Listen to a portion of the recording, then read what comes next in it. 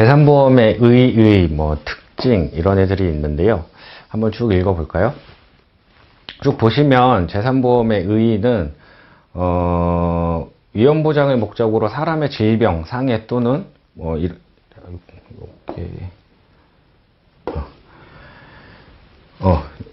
위험보장을 목적으로 사람의 질병, 상해 또는 이로 인한 간병에 관하여 금전 및 기타 급여를 지급할 것을 약속으로 하고 대가를 수수한다. 뭐 이런 식으로 정의가 되어 있는데, 이런 애들은 그냥 한번 읽어보십시오. 재산보험은 그냥 상해보험, 생명보험, 상해, 생명, 간병보험, 얘네가 재산보험이다. 그냥 이렇게만 알고 계세요. 뭐 따로 재산보험의 뭐 의, 뭐 연역, 뭐 보험은 어디에서 왔는가 이런 거가 궁금하신 건 그냥 대학원이나 아니면 본인이 개인적으로 공부를 하시면 되고요. 저희는 시험 합격할 사람들, 합격을 목적으로 공부하는 사람들이기 때문에 이런 거는 공부 안 하셔도 됩니다. 그냥 재산보험은 상해보험, 생명보험, 간병보험 얘네를 재산보험이라고 한다. 그렇게만 알고 계시면 되고요. 재산보험의 특징을 보면 피보험이니까 보험가액이 부존재한다. 재산보험이 담보하는 게 사람의 몸이잖아요. 사람의 몸. 그래서 사람의 몸이 아프거나 그냥 질병으로 인해서 아프거나 이런 데가 다쳐서 절단이 됐다거나 이런 거를 담보하는 게 재산보험이란 말이죠. 근데 이 사람의 몸이 얼마짜린지는 그거는 사람마다, 뭐 저는 이 손가락이 100원이라고 하면 기타리스트들의 손은 비싸기는 하겠죠. 그냥 상식적으로 생각을 하면. 그렇지만 비싸기는 한다고 해도 그게 얼마짜린지는 판단할 수가 없거든요. 그래서 피보험이니까 보험가액이 부존재한다. 그리고 보험자 대위가 불가능하다. 그런데 보험자 대위라는 게 보험자가 어떤 보험금을 지급하고 그 지급한 만큼 이제 구상을 땡겨오는 거를 보험자 대위라고 하는데, 요것도 그냥 보험자 대위가 그냥 금지되고 있구나, 이 정도 선에서만 알고 계시면 될 것 같아요. 그래서 쭉 넘겨 보겠습니다. 자, 타인의 생명보험 15세 미만자 그리고 중과실 사고를 담보한다 이렇게 돼 있는데요. 타인의 생명보험, 보험 계약자하고 피보험자하고 다른 경우에는 동의를 얻어야 된다고 돼 있는 거거든요. 왜 동의를 얻어야 될까요? 보험 계약자는 얘고 피보험자는 얘인데 보험 수익자가 예컨대 얘예요.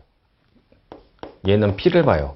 그러면 이게 보험 범죄에 이용될 수도 있고, 그리고 그런 이 서면 동의를 만약에 안 받았도 보험 계약이 유효하게 항상 유지가 되고 아무런 문제가 없다라고 하면 무섭죠. 왜냐하면 내가 잘못하면, 내가 피를 봐서 내가 죽으면 누군가가 금전적으로 경제적인 이득을 취할 수 있는 가능성이 있기 때문에 항상 서면에 의한 동의를 받아야 됩니다. 그래야지 보험 계약의 효력이 있고, 다만 이제 항상 어떤 문제가 나오면 여기까지는 원칙이라고 보시면 돼요. 그런데 이 다만 이하는 예외 부분이거든요. 예외 부분. 항상 이런 예외 부분이 문제가 됩니다.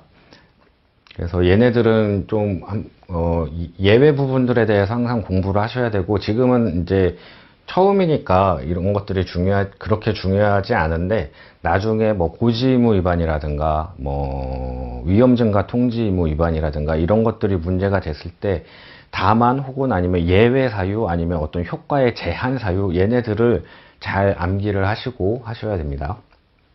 그래서 타인의 생명보험을 좀 더 설명을 드리면, 서면에 의한 동의가 없는 보험계약은 이제 무효가 되고요. 그리고 단체 규약에 따라서 구성원의 전부 또는 일부를 피보험자로 하는 단체 보험계약은 피보험자의 동의를 구하지 않을 수가 있다. 이런 게 이제 재산보험의 특징으로 되고요. 그리고 나와 있는 게 15세 미만자 등의 사망 담보를 금지한다 이렇게 되어 있는데, 15세 미만자나 여기를 좀 이렇게 밑줄을 쳐드리면 얘네들을 사망 보험으로 하는 보험 계약이 금지돼 있어요. 근데 얘네들을 담보로, 아니 담보가 아니죠. 얘네들을 객체로 상해보험 같은 거를 계약하는 거는 금지되어 있지는 않아요. 그래서 사망만 안 되는 거예요. 사망만. 그리고 여기에도 다만 해가지고 예외사항이 있죠. 예외사항은 심신박약자가 의사 능력이 있는 경우에는 피보험자가 될 수 있다. 이렇게 규정하고 있어서 이런 부분도 알고 계셔야 된다. 요 앞에는 그냥 시험 문제 안 나오니까 가볍게 보시면 됩니다. 가볍게. 그리고 조금 더 올려서 중과실사고 담보. 상법에서는 원칙적으로 고의 또는 중과실 사고를 면책 사유로 지정하고 있는데요. 상법도 이제 상법 732조의 2를 보면 중과실 사고도 담보한다고 되어 있거든요. 인보험 규정을 준용해서. 그래서 재산보험에서는 고의 빼고 뭐 여러 가지 면책 사유가 따로 존재하기는 하는데 결론만 말씀드리면 이 규정 때문에 중과실 사고도 담보를 한다. 어떤 것만 안 된다? 고의만 안 된다. 그렇게 외우시면 돼요. 외우시는 게 아니라 이해만 하시면 됩니다. 이해만. 그리고 다음으로 넘어가서 재산보험의 보상 방식을 좀 보면 재산보험의 보상 방식은 세 가지가 있습니다. 세 가지. 첫 번째는 정액 보상 방식이 있고요. 네 가지입니다. 네 가지. 밑에 하나 더 있을 건데. 납입 면제.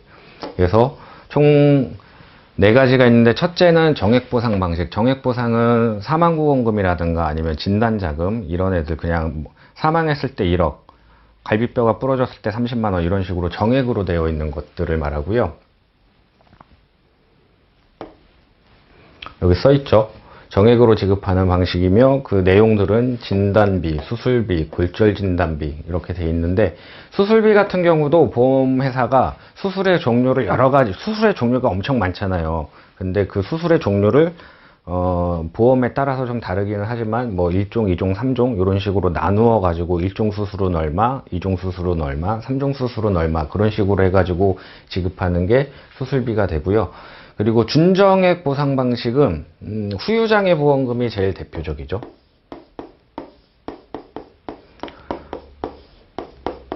후유장애 보험금은 가입금액, 후유장애 보험 가입금액을 1억으로 정해놓고 예를 들어서 엄지손가락이 절단됐다 하면 지급률 15% 해서 1,500만 원을 지급한다. 이런 식으로 되어 있는 게 준정액 보상 방식이죠.